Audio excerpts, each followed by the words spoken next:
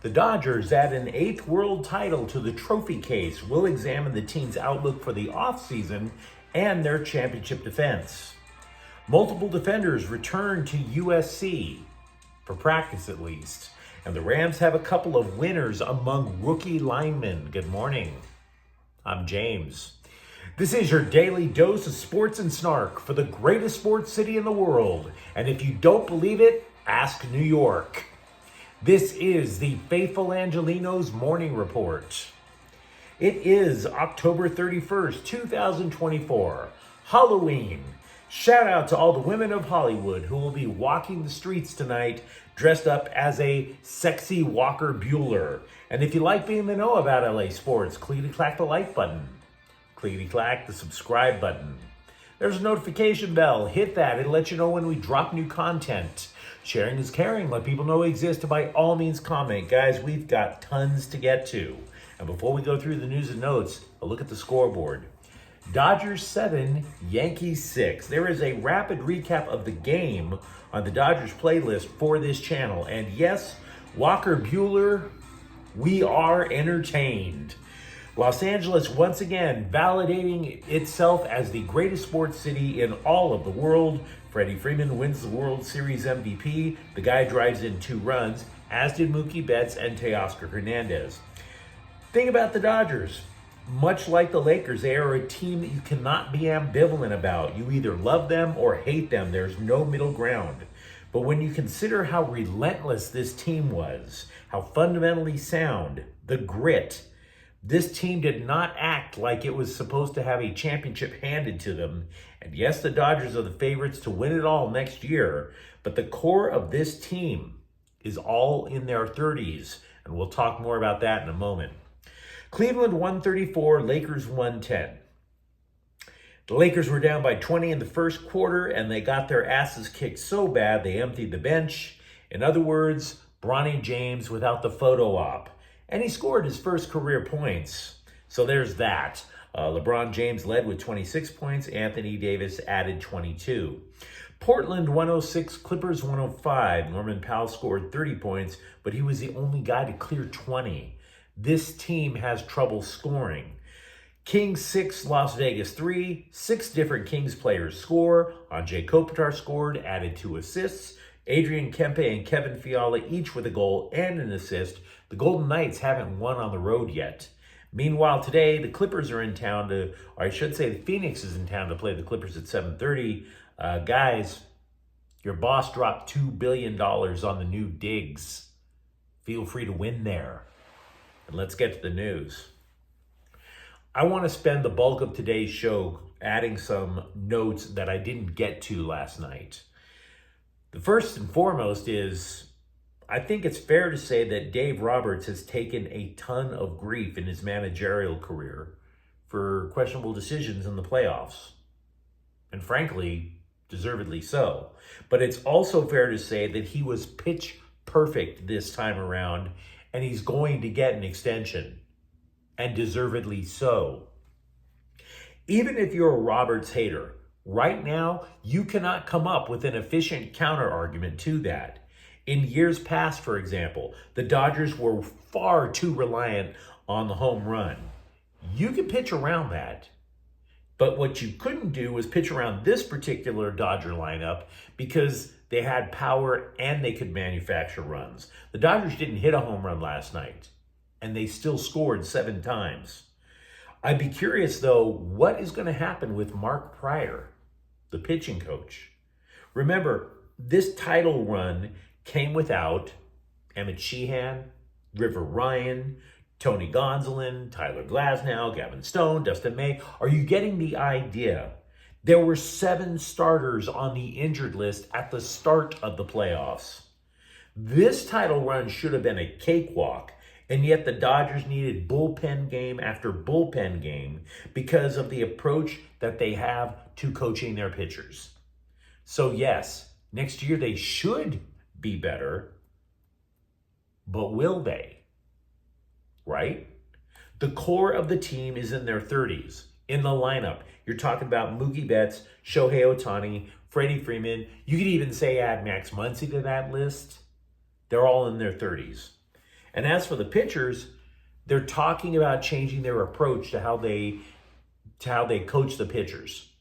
That doesn't necessarily mean that they fire Pryor. But imagine what would happen if, say, Ohtani returned to the mound and blows out his elbow again. Now you've lost him in the rotation and in the lineup. So what is going to happen to Mark Pryor? Speaking of Ohtani, the following is very much irresponsible speculation. I have nothing to go on with it. But I wouldn't be too surprised to see Ohtani undergo a shoulder procedure this offseason. Dave Roberts claimed that Ohtani was not impeded by his shoulder injury, which is kind of funny because Ohtani ran like a teenage girl with a broken bikini strap. Moreover, did you notice that Ohtani kept swinging at the first pitch? It was almost as if he just wanted to see if he could will the ball to the outfield and get a base hit. He wasn't patient, something you normally don't see out of a leadoff hitter. He was out on the first pitch of the game. Third inning, swung at all 3 pitches. He swung at the first 5 pitches that he saw. So it's kind of like he was trying to see if he could just stop swinging the bat by just getting it over with. I'm just speculating. You can tell me I'm full of it. I might be. If you want to ask, though, what the turning point of the entire season was, I'd like to suggest it actually came in Atlanta during the month of September. You might recall Glasnow did not make the trip because he was curious about how bad his elbow was going to be. The players were down. Max Muncy said, quote, everyone was like, man, not again, unquote. And yet Roberts called a team meeting. According to The Athletic, he said, quote, we still have Hall of Famers in this room. We still have all-stars in this room. We have guys who are getting paid a lot of money in this room. We could still do this, unquote. So yeah, they came together, I would argue. Relief pitcher Daniel Hudson announced his retirement after the game. For a guy that needed multiple knee surgeries just to come back and pitch at all, I think we can all get that.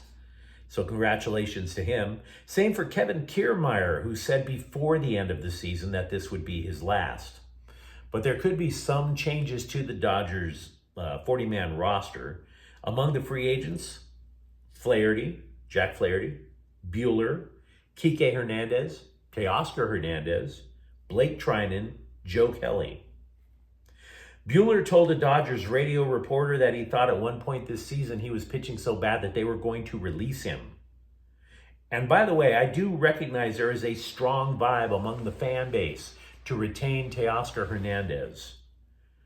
But the Dodgers, again, the core in their 30s, they have multiple potential replacements coming up. Dalton Rushing, Andy Pages, James Outman. So it's no sure thing that he's coming back. And I don't think I would necessarily blame the front office if they basically thanked Teoscar Hernandez and let him go. If I were to speculate, Ohtani in the rotation also means that Flaherty might not be coming back. And as a side note, I don't see them winning a bidding war for Juan Soto because they're going to be competing with the Yankees and the Mets. Soto seems to prefer the East Coast. It wouldn't surprise me if he uses the Dodgers as like a false pursuer to try to jack up the price on the Yankees and Mets even more. As for the rest of the National League, know this, it's stacked. I think the NL is going to be way better than the American League next year. Atlanta's going to return Ronald Acuna. The Phillies are pretty old too, but that's still a damn good baseball team. As for Slime Diego, nah. Their entire thing is based on Dodger envy. Good luck winning a title with that. Speaking of Dodger envy, Alex Verdugo is probably in need of a good therapist, so if you know one, you might want to recommend it. For some reason, he's blamed literally all the trauma in his life on being a Dodger minor leaguer. Never saw a dude who hits in the 9-hole talk so much trash in my life. You're sitting there wondering, dude, what is your problem? I mean, he was part of the package sent to Boston in order to acquire Betts. He winds up in New York. I never had a problem with the dude. I don't believe many Dodger fans knew who the hell he was until he started opening his trap. Then he craps all over the Dodgers title in 2020, just like you would have expected from a Padres fan. Then he's all talking up, supporting that double-chinned goofball and his goomball friend who went after Mookie Betts in Game 4. Verdugo said he didn't think it was that big a deal. Quote, "That's, I guess, the passion that New Yorkers have," unquote. So, if you put your hands on complete strangers, that's just showing your passion, right? Harvey Weinstein's defense team is probably working that into their opening arguments. Verdugo has literally been doing everything against the Dodgers except bang on a garbage can in a Houston dugout. Get over yourself. Life goes on. And by the way, the two jackholes that I mentioned earlier, they became internet famous for trying to interfere with Mookie Betts, which means they were glorified by ESPN and made a big deal on social media. Now, I don't want to venerate these idiots any more than I would, say, the Dodger fans who threw things on the field during the NLDS. Just know that Joey Diabetes and his pal, Sally Slippy Fist, they're going to fade away. They were banned from using their seats in Game 5, which is the right call, but I have to admit, I really wanted to see that fat guy bury his sobbing face into his double chin last night. So yeah, we have a lot of Dodger stuff to talk about. Feel free to comment. Meanwhile, USC won last week despite 7 injured defensive players, including 4 starting defensive backs, but 4 of those defensive backs are returning to practice, or already have, I should say. Kamari Ramsey, Jalen Smith, Jacoby Covington, and Greedy Vance. Now, Lincoln Riley mentioned that the team's health has improved. He would not commit to playing them this weekend. Also, with the Trojans earlier this season, I was providing these bowl projection updates because we were under the false impression that USC was a playoff contender. Most media outlets still project the Trojans to get to a bowl. USA Today, however, does not, which is kind of startling because for that to be a reality, for USC not to be bowl eligible, they would have to lose 3 of their final 4 games. Pro Football Focus, also known as PIF, asserts that Jared Verse of the Rams is the 4th best rookie in the NFL so far this year. They wrote, quote, "Verse had been threatening to have the breakout game he had on Thursday Night Football, but hadn't been able to consistently finish to increase his sack total.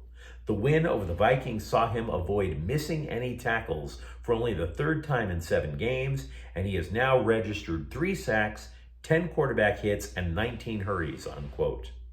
They also claim that fellow rookie Braden Fisk is trending ahead of Aaron Donald at this point in their career, to which point we're like, nah, guys, stop. Just stop. Braden Fisk may turn out to be a damn good pro. He's not going to be Aaron Donald. Stop. Stop with the analytics.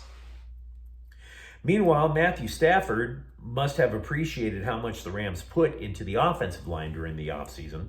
But what nobody counted on was the investment also included backups, the depth, and that matters because if you remember, it was Steve Avila who was supposed to be the starting center, but he got hurt. So instead, rookie Bo Limmer, a 6th-round draft pick, has been taking extra meetings to grow accustomed to life in the NFL. And he's also been getting help with the rush calls from a veteran right tackle in Rob Havenstein. Now, as a result, the Rams gave up just 1 sack in their last 2 games. Avila and Jonah Jackson, by the way, are still on the sidelines. They will not be playing Sunday.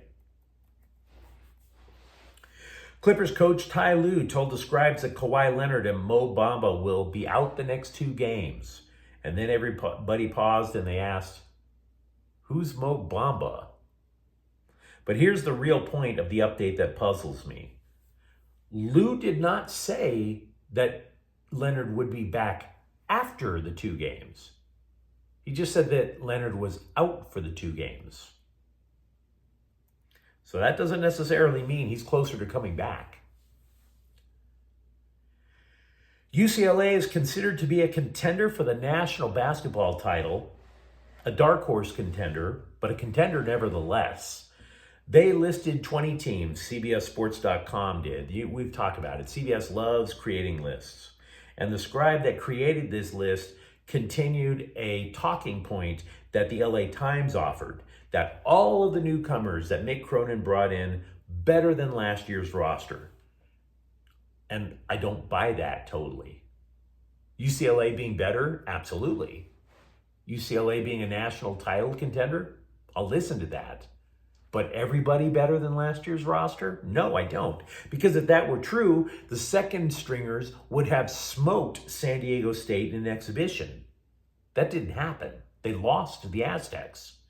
But what I do buy with this new roster is they're going to be so aggressive and they have such various skill sets that you're not going to see many UCLA players among the nation's statistical leaders.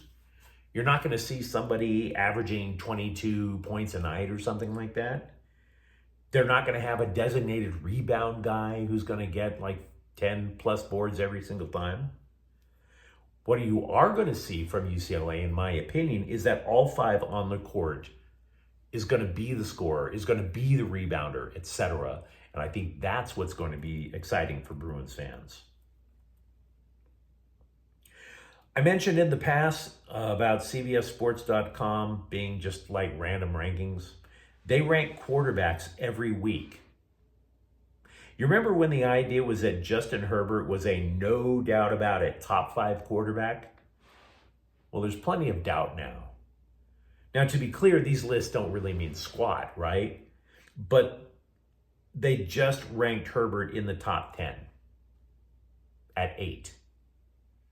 And honestly, that's probably fair because he's not passing as with this wild abandon that he had for most of his career. The scribe who created this list thinks Lamar Jackson is the best quarterback in the league right now. And by the way, I don't buy that either. We've heard that story every single year of Jackson's career. And then he steps on a rake in the playoffs. So, like I said, don't put a lot into those rankings. On the roster, though, Stan Mustafer was added from the practice squad. The center had played all snaps with the offensive unit against Kansas City in a Week 4 loss. Sportico claims that the Kings are valued at $2.5 billion. Here's the weird part, though. They're the 5th highest valued team in the NHL. The only teams that were ranked higher those four were all part of the original 6 in the NHL. Amazing how these valuations work out. But you let me know what you think in the comments thread. Are you like me? Are you still a little hungover after last night's Dodgers title? For that matter, are you optimistic that USC's defense is getting healthy? And if you enjoyed the content, don't forget to subscribe to Faithful Angelenos. We talk LA sports every single day here. Thank you for watching. I'm James. We'll be back tomorrow. Faithful Angelenos is a Kian Cortel Queso production. Take care.